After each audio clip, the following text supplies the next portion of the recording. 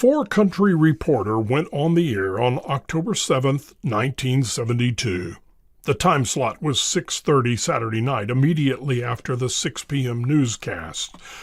A lot of decisions have to be made before a new TV show can go on the air.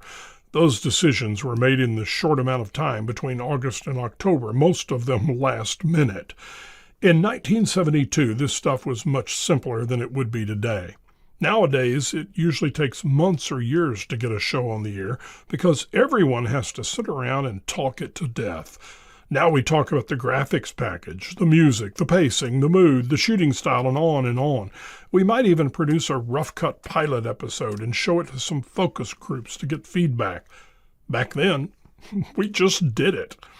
Many of the decisions we had to make were pretty much made for us by Carrie Richards, a very talented young director who worked closely with the station's promotions department.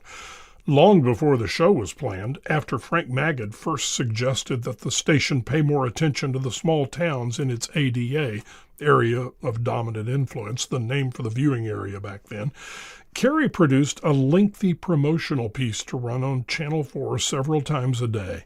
It was primarily beauty shots, mostly of the rural areas in the ADA, and it had no narration, just music, and an announcement at the end to go along with graphics on the screen that said, "This is Four Country." The audience had never seen anything like it.